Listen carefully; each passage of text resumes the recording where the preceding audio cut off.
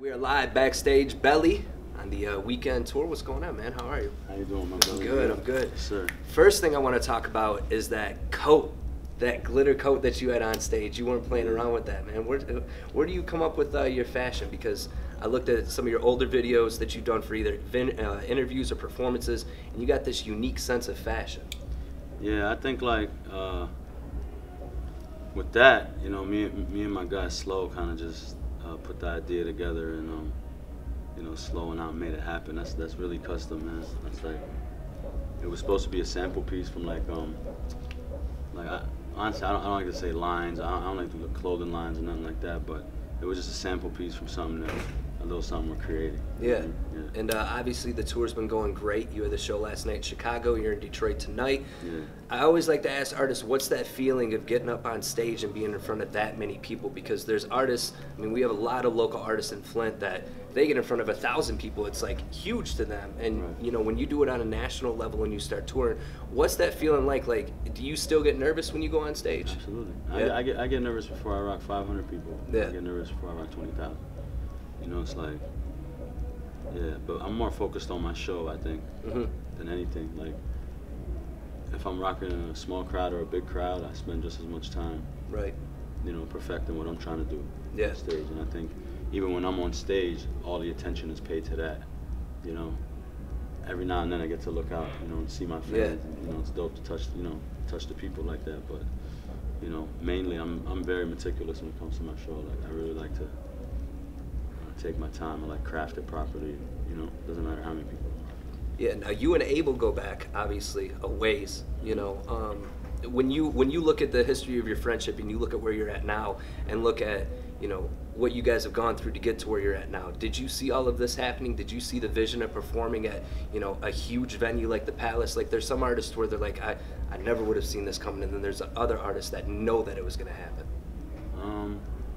Well, I could tell it to you like this, man. I could say the first time that I heard Abel's music, I knew he was going to be special. And the first time that we met, I was like, he's such a dope human being. Like, aside from how good of an artist he is, Yeah. he's actually like a really good person, you know. And for me, that was always my struggle. You know, it was like, I try to have, you know, a good heart in every situation, and unfortunately in this business a lot of people take advantage of shit like that. So Yeah. you know, he was one of the first people that I got around that was just like genuinely a really good person that could really do this shit, you know what I mean?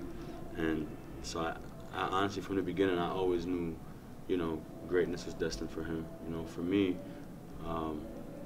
I'd like to say I always knew, you know what I mean? But shit, every time I get off the stage, man, and they go crazy like that, I'm like, I'm still in awe. Yeah. I'm still in shock, you know, like, I still don't get it, I don't understand it, but all I know is that, shit, man, music did this, you know, Yeah. so I'm gonna just keep doing what I love to do, and if they love it, I'm gonna keep rocking, you know? What I loved about your performance tonight is you brought up Donald Trump. You also brought up the water situation, which us here in Flint, you know, the lead in the water has been going on for a while. Yeah. Do you find that some artists ride the line of like even talking about political stuff, and why do you choose to use your voice for stuff like that? Man, I faced off with the president before, man. Like, there's no such thing as that. These aren't political issues. These are human issues. That's where people get lost. They want to make it about politicizing a situation when who cares about the handful of politicians involved? Think about the millions of people affected. Yeah. That's what I think about, you know? So when I'm here and I know this is something that's near and dear to my heart too, to know that the people of Flint had to go through that, and they're still going through it. Yeah. I had to say something. You Yeah. know what I mean? Like, that's the way I'm built. Like, I'm not gonna be here and be quiet. I wouldn't be able to sleep at night if I was. Yeah. Now, you look at how long you've been in the game. I mean, a lot of people that, you know, when it comes to music, they're like, oh, he's only had like one. You've been out for a decade plus. Like, you've been doing this for a bit. What have you noticed has changed the most in the music industry? I mean, there's a lot of people that talk about, you know, mumble rap and everything like that. But when you hear your songs and your vocals, you got a mixture of singing, rapping, and you really do have bars. You know, there's a difference. What have you noticed has changed so much, in the past 10 years since, or even before since you got in the game? Music's just making a lot more money. Hip hop in general is making a lot more money, and we're getting to see different sides. That for me, there's room for everything. I think Yachty makes dope music. I think Uzi makes dope music. I think Playboy Cardi. I think all of them make dope ass music. And it has a place. Like everything that we create, that the people gravitate towards, has a place. Like, and you can't deny it. And if you do, you're a hater. Like, you know what I mean? To me, I approach my music differently, but that doesn't mean I can't appreciate or like other types of music. Yeah. You know what I mean? I approach my music, more I spend more time crafting certain shit. Like I spend more time with my writing, for example.